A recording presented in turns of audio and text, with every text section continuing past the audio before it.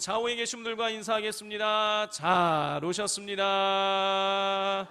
사랑합니다. 축복합니다. 선포하겠습니다. 예수님이 부활하셨습니다. 살아계셔서 당신과 함께하고 계십니다. 할렐루야. 언젠가 한경직 목사님께서 믿음을 온도계와 같은 믿음과 온도 조절계와 같은 믿음으로 구분하셔서 글을 쓰신 것을 읽어본 적이 있습니다. 온도계와 같은 믿음은 어떤 믿음일까요? 성도 여러분, 온도계는 스스로 온도를 조절할 수 없습니다. 주변 환경에 따라서 수은주가 오르락 내리락 하는 것이죠. 따라서 이 온도계 같은 믿음이란 주변 상황에 따라 믿음의 온도가 올라갔다 내려갔다 하는 믿음을 의미합니다. 그러므로 이 온도계 같은 믿음을 가진 사람들은요, 내가 원하는 일이 조금 잘 풀리면 예배도 잘 드리고 봉사도 열심히 하다가 내가 원하는 바가 이루어지지 않고 뭔가 인생에 문제가 생기게 되면 금방 믿음이 식어져서 예배도 잘 드리지 않고 봉사도 그치게 되는 것이죠. 이 온도계와 같은 믿음을 가진 대표적인 성경의 인물이 바로 요나입니다. 자, 하나님께서 요나를 니느웨 성으로 보내서 니느웨 백성들이 회개하고 돌이키게 만들기를 원하셨어요. 자, 그런데 요나는요, 감히 하나님의 그 명령을 어기고 다시스로 도망을 치게 되죠. 우여곡절 끝에 요나는 다시 니느웨로 가게 됩니다. 억지로 니느웨 성에 도착한 요나는요, 이 니느웨 성이 3일 길을 돌아야지만 다 돌 수 있는 큰 성인데 고작 하루만 니느웨 성을 돌면서 하나님 말씀을 전했어요. 40일이 지나면 이 성이 망하게 될 것이다. 자, 그런데 어찌된 일인지요, 요나가 그렇게 대충 전한 그 복음을 듣고 그 니느웨 성에 있는 백성들이 회개를 하게 되는 거예요. 그래서 하나님께서는 니느웨를 용서하시고 심판하지 않으시게 되는 것입니다. 요나의 사역이요, 대성공을 거두게 된 것이에요. 그런데 놀랍게도 요나는요, 하나님께 분노합니다. 성도 여러분, 하나님께서 요나를 택하여 니느웨 성, 그 이방 땅에 최초로 보내신 선교사가 요나거든요. 그런 거 보면은요, 요나는요 굉장히 믿음이 괜찮은 사람이었던 거예요. 그런데 요나는 그렇게 믿음이 괜찮았던 이 요나가 감히 하나님 명령을 어기고 다시스로 도망가는 것도 부족해서 하나님께서 니느웨를 용서하시자 그거에 화가 나가지고 하나님께 분노하고 있는 거예요. 왜 그런 것일까요? 여러분, 그것은요, 요나가 하나님이 아니라 상황과 환경에 반응을 보였기 때문입니다. 요나 당시에 이스라엘 입장에서는요, 이 니느웨라는 나라가 우리나라에게 일본과도 같은 나라였던 거예요. 농사를 이스라엘 백성들이 잘 지어놓고 이제 추수를 해야겠다 하면은 니느웨 사람들이 나타나갖고 다 빼앗아 가는 거예요. 동물이 포동포동 살이 찌면 나타나서 동물을 빼앗아 가는 거예요. 자, 그렇기 때문에 요나는요, 니느웨 사람들이 이스라엘을 괴롭혔으니 그들은 하나님께 벌을 받아도 마땅하다라고 생각을 하고 있었는데, 이 니느웨가 회개하고 돌이키자 하나님께서 그들을 심판하지 않으시자 요나가 화가 치밀어 올랐던 것입니다. 요나는요, 이스라엘과 니느웨라는 이 특수한 이 관계와 상황에 반응을 보였던 거예요. 여러분, 이처럼 주변 상황과 환경에 따라 믿음의 온도가 오르락 내리락 하는 사람이 온도계와 같은 믿음의 사람인 것입니다. 이에 비해서 온도 조절계와 같은 믿음은 상황과 환경에 의해 믿음이 영향을 받지 않아요. 온도계는 주변 상황에 따라서 수은주가 오르락 내리락 하는 반면에 온도 조절계는요, 주변 상황에 영향을 받지 않습니다. 주변 상황을 오히려 변화시켜요. 여러분, 집안의 온도가 실내 온도가 15도다. 온도 조절계를요, 여러분 20도로 맞추면은요, 온도가 20도로 올라가는 것입니다. 온도 조절계는요, 주변 상황에 영향을 받지 않고 주변 상황을 변화시켜요. 따라서 온도 조절계 같은 믿음은요, 주위 환경의 상황에 따라서 들쑥날쑥하는 믿음이 아니라 환경에 지배받지 않는 믿음을 의미하는 것입니다. 온도 조절계 같은 믿음을 가지고 있는 사람은요, 환경이 아무리 어렵고 힘들어도 믿음이 식어지지 않아요. 하나님을 향한 마음과 자세가 흐트러지지 않습니다. 어디를 가든지 자기의 믿음을 가지고 환경을 변화시켜 나갑니다. 대표적인 인물이 바로 사도 바울이에요. 여러분, 바울이 이 온도 조절계 같은 믿음의 사람이라는 것을 잘 보여주는 성경의 장이 사도행전 16장이에요. 사도행전 16장을 보면 바울이 빌립보에 갔다가 귀신 들려서 점을 치는 여종의 그 귀신을 내어 쫓게 됩니다.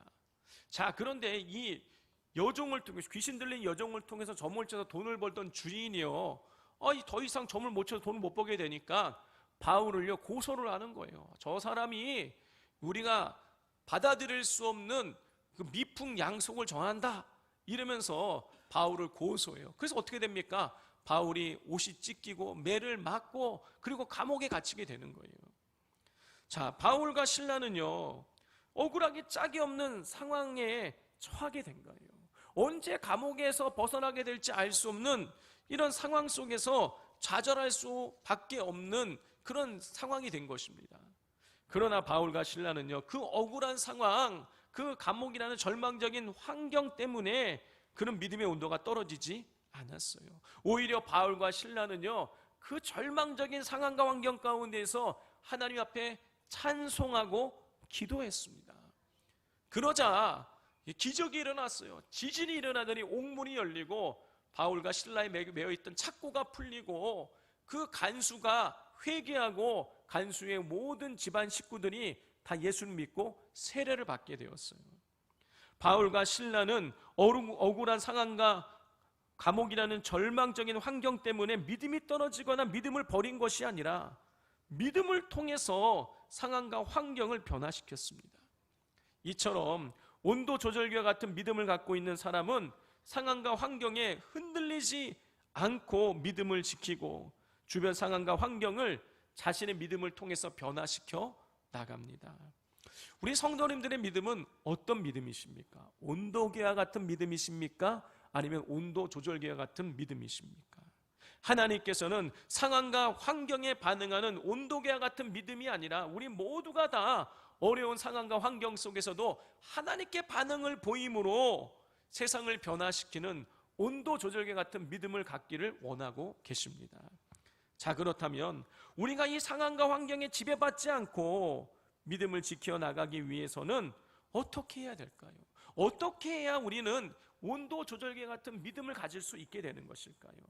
그 예를 잘 보여주는 사람이 이미 소개드린 사도 바울이에요. 근데 사도 바울 외에도요 사자굴에 던져지게 되는 위험한 상황 속에서도 믿음을 지켜 왕을 비롯한 온 나라 사람들에게 하나님의 살아계심을 증거한 다니엘도 이 온도 조절계 같은 믿음의 사람이라고 할 수 있어요. 그러나 저는 오늘 이 사울이 아니라, 바울이 아니라, 다니엘이 아니라 다른 인물을 온도 조절계 같은 우리가 본받아야 될 인물로 소개하고자 합니다.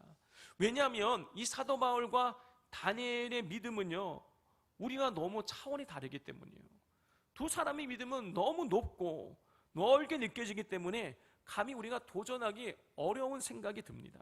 그래서 저는 오늘 그리 유명하지도 않고 큰일을 행한 인물이 아니지만 흔들리는 상황과 환경 속에서 어떻게 하나님께 반응을 하며 온도 조절계 같은 믿음이 될 수 있는지를 잘 보여주는 한 사람을 소개해 주고자 합니다.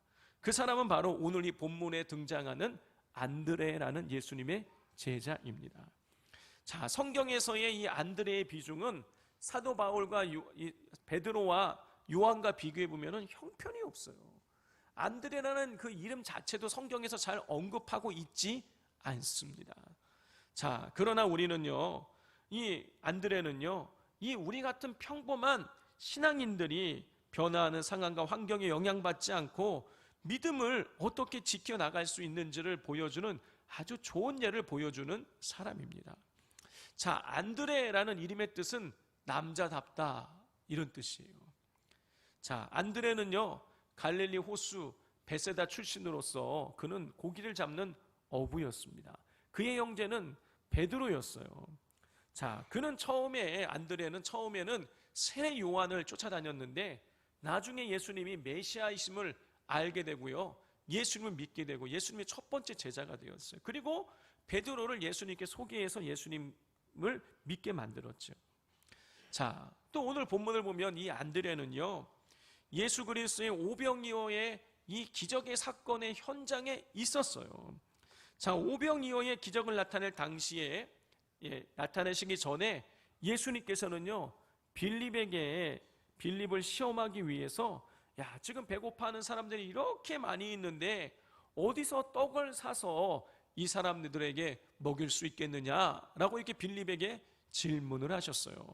그러자 계산이 빠른 빌립은요, 이렇게 많은 사람들에게 떡을 조금씩만 나눠준다고 할지라도 성인 하루에 일당 200일치가 돈이 있어야 될 것이다.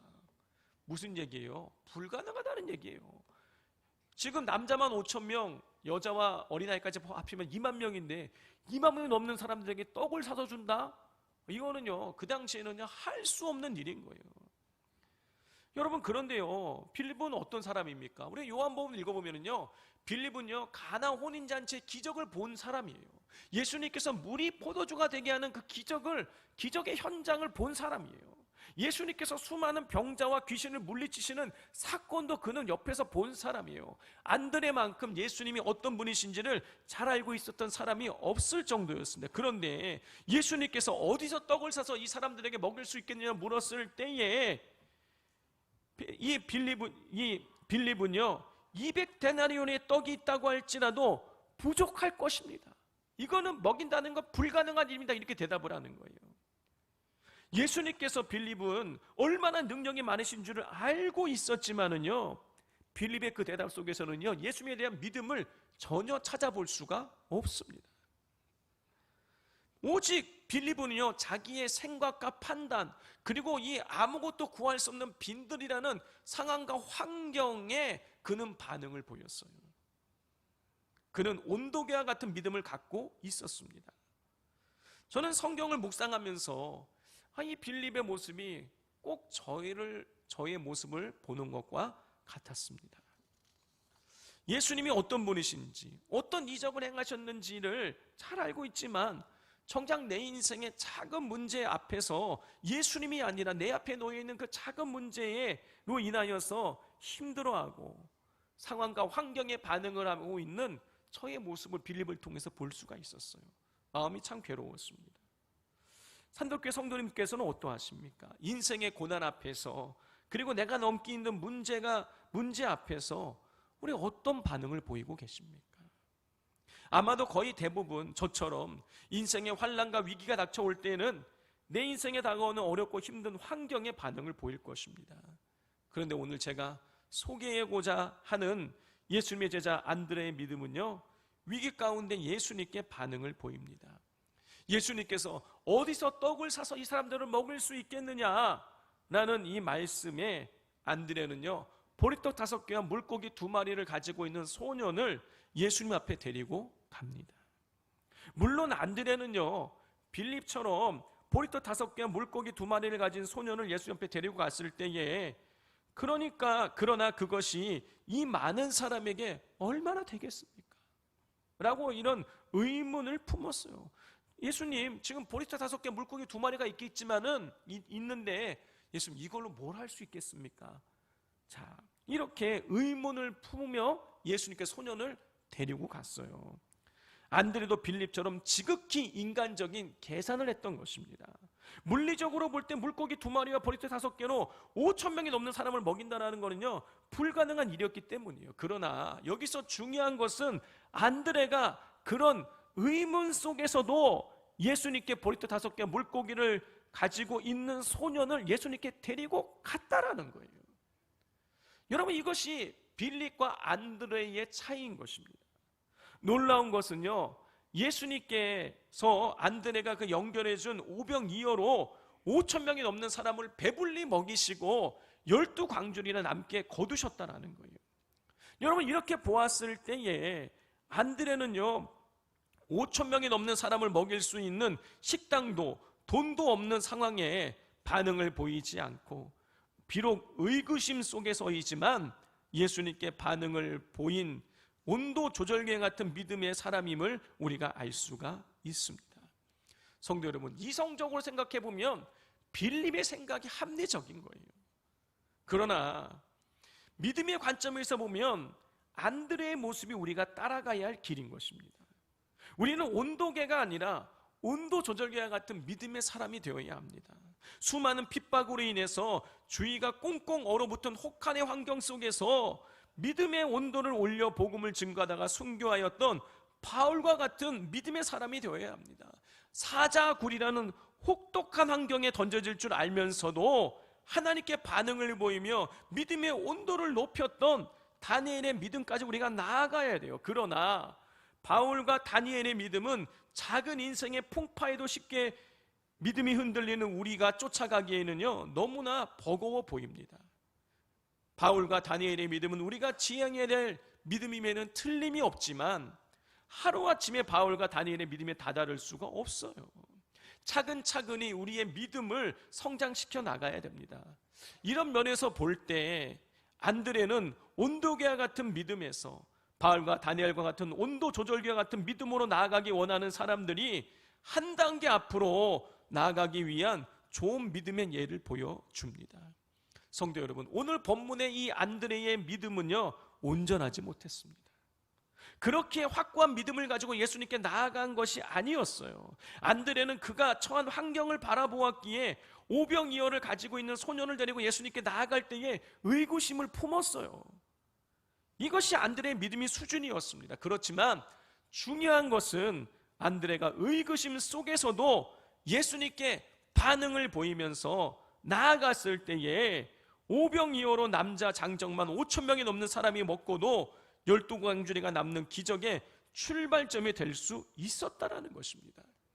성도 여러분, 상황과 환경에 지배받는 믿음의 여정은요 처음에는요 다 상황과 환경에 지배받지 않는 믿음의 여정은요 처음에는 이 안드레처럼 다 이렇게 불완전하게 출발하게 됩니다.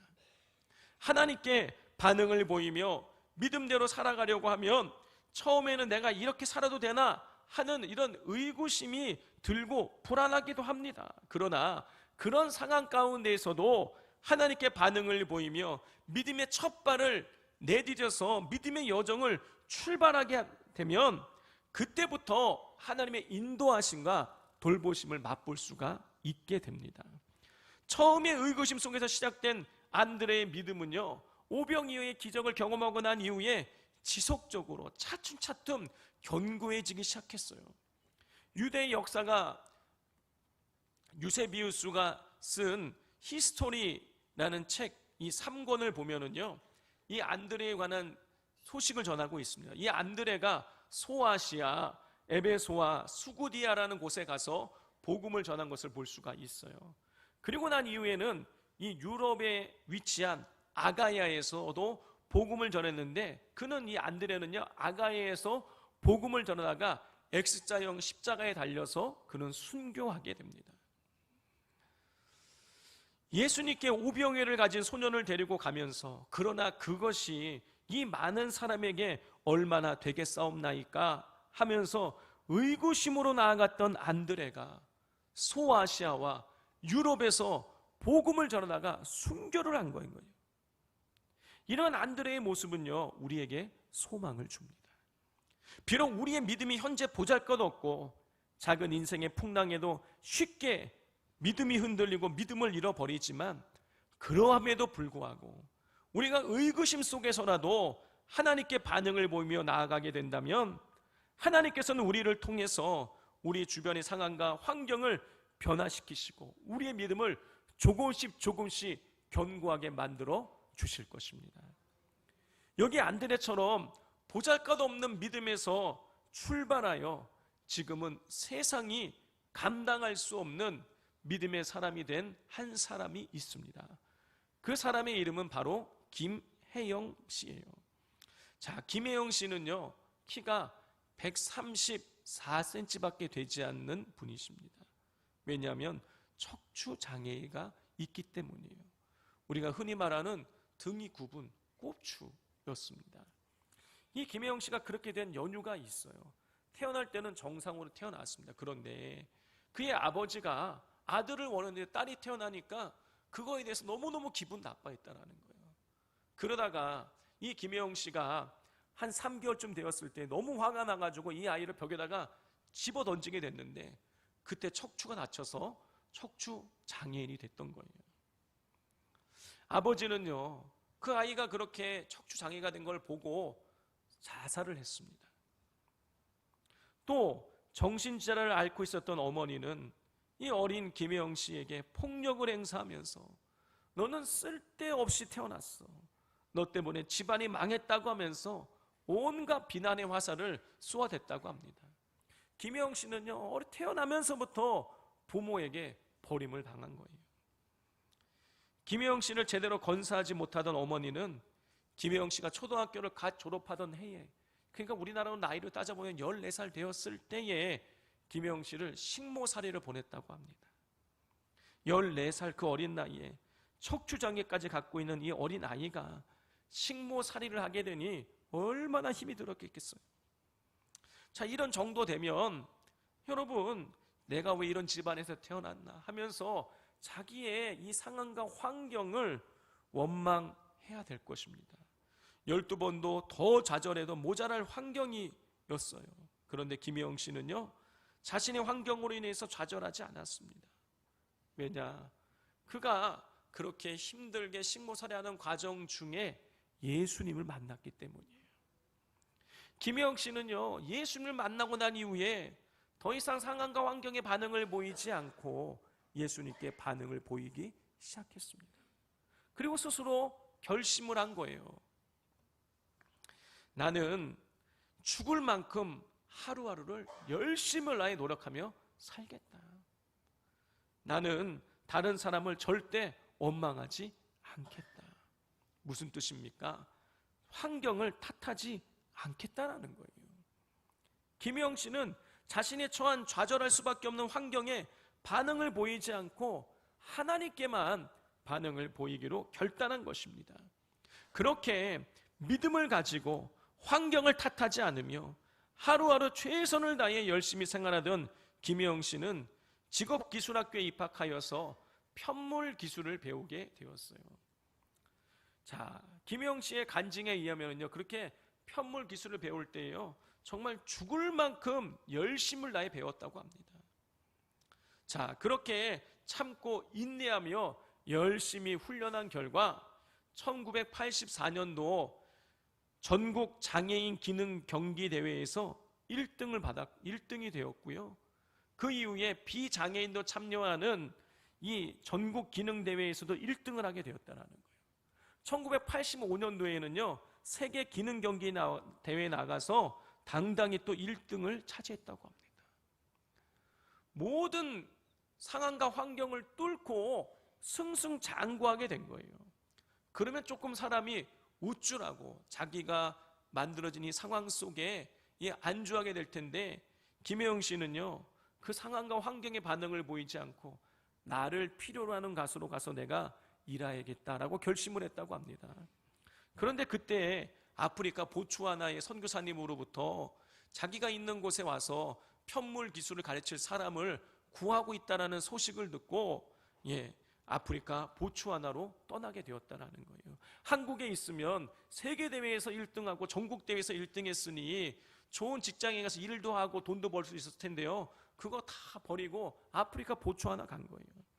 아프리카 보츠와나에 가서요, 그는 한국에서 받지 못했던 사랑을 받으면서 아이들을 성심성의껏 가르쳤고 결국에는 그 학교의 교장 선생님까지 되었다고 합니다.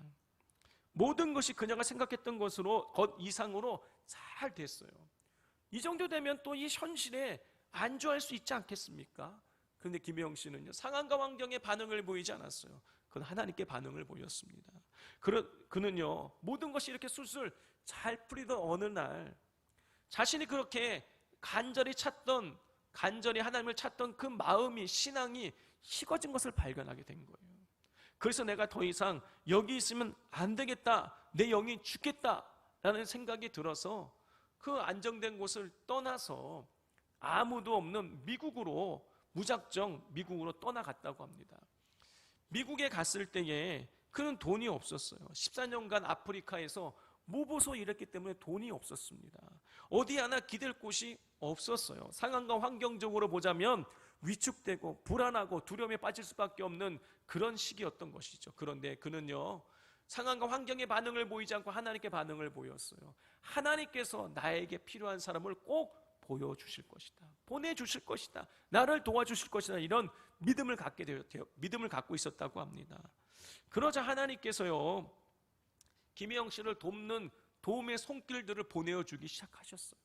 그래서 그 손길들을 통해서 미국의 명문대학교인 콜롬비아 대학교에 입학을 해서 학사 학위를 마치게 되고, 그 이후에 또 석사과정에 입학해서 석사과정까지 마치게 되었다고 합니다. 자, 명문대학의 학사, 석사 학위를 받았으니 이제 한국에 돌아와도요, 그가 갈 수 있는 좋은 직장들이 많이 있었어요. 그런데 그는 역시 또 이번에도 상황과 환경의 반응을 보이지 않았습니다. 석사 학위를 받았을 때에 그는 앞으로 일을 하는데 나에게 월급을 줄 수 없는 곳으로 가자, 이전에 있었던 아프리카로 돌아가자. 성도 여러분, 대단하지 않습니까? 우리 같으면 노후 걱정하고 조금 더 좋은 환경과 높은 보수를 곳을 찾아서 헤매었을 텐데 김혜영 씨는 그러지 않았어요. 오히려 그녀는 나에게 월급을 줄 수 없는 곳으로 가기를 원했습니다. 아무도 가지 않으려는 아프리카를 가기를 소망했어요. 김혜영 씨가 높은 보수와 편안한 생활을 할 수 있는 환경이 아니라 하나님께 반응을 보이며 나가자 하나님께서 그가 그 아프리카에서 일할 수 있도록 길을 열어주셨어요. 미랄복지재단을 연결해 주셔서 지금은 미랄복지재단 희망사업본부 본부장으로 일을 하면서 아프리카 총책임자로 그렇게 일을 하고 있다고 합니다. 지금 김혜영 씨는요, 그녀가 어릴 때처럼 소망과 희망을 없이 살아가는 아이들을 도와서 현재의 자신처럼 하나님의 비전을 품고 일을 하도록 만드는데 온 힘을 기울이고 있다고 합니다. 김혜영 씨가 간증 말미에 말을 했어요. 우리가 절대로 아무 이유 없이 태어나지 않았습니다. 용서하십시오, 사랑하십시오. 성도 여러분, 어떠하십니까? 만약 우리가 김혜영 씨와 같은 상황이었다면 어떠했을까요? 김혜영 씨는 자신을 둘러싼 상황과 환경에 반응을 보이지 않고 끊임없이 하나님께 반응을 보였습니다. 그녀를 둘러싼 환경이 때로는 더 이상 나쁠 수 없을 만큼 최악이기도 했고, 또 때로는 얼마든지 편안한 삶을 누릴 수 있는 환경이기도 했습니다. 그러나 김혜영 씨는 언제나 환경이 아니라 하나님께 반응을 보였습니다. 만약 김혜영 씨가 온도계와 같은 믿음의 사람이었다면 그녀는 결코 지금의 모습이 아닐 것이에요. 어쩌면 그녀는요, 애진작에 벌써 그 최악의 상황 가운데에 이 세상 사람이 아니었을지도 모릅니다. 그러나 그녀는 온도 조절기와 같은 믿음으로 하나님께 반응의 모임을 통해서 희망과 소망이 없는 수많은 사람들에게 희망과 소망을 전해주는 삶을 살아가고 있습니다. 성도 여러분, 어떤 믿음의 사람이 되기를 원하십니까? 하나님께서는 우리가 바울과 같은, 다니엘과 같은 믿음의 사람이 되기를 원하십니다. 그러기 위해서 우리는 첫 발을 내디뎌야 됩니다. 안드레처럼 비록 인생의 풍랑 속에서 흔들리고 넘어지지만 상황과 환경의 반응을 보이는 것이 아니라 의구심 속에서라도 예수님께 나아가는 결단을 우리가 해야 합니다. 그럴 때 하나님께서 우리를 다듬으시고 변화시키셔서 우리를 통해서 세상을 변화시키고 세상 가운데 우리를 통해서 하나님의 영광을 나타내 보여주시게 되실 것입니다. 기도하겠습니다. 하나님 아버지, 이 안드레를 통해서 우리가 소망을 품게 됩니다. 우리의 믿음은 흔들립니다. 상황과 환경에 주눅이 듭니다. 상황과 환경을 바라보면 불안하고 두려울 때가 있습니다. 하나님, 그러나 그러한 가운데에서도 우리가 연약한 믿음을 가지고 설사 의구심을 품더라도 우리 하나님께 반응을 보일 수 있게 하여 주시옵소서. 그리하여 차츰차츰 믿음이 견고해지게 하시고 우리의 삶을 통하여서 하나님의 살아계심이 풍성하게 증거되어질 수 있도록 은혜의 통로로 쓰임받게 하여 주시옵소서. 예수님의 이름으로 기도드립니다. 아멘.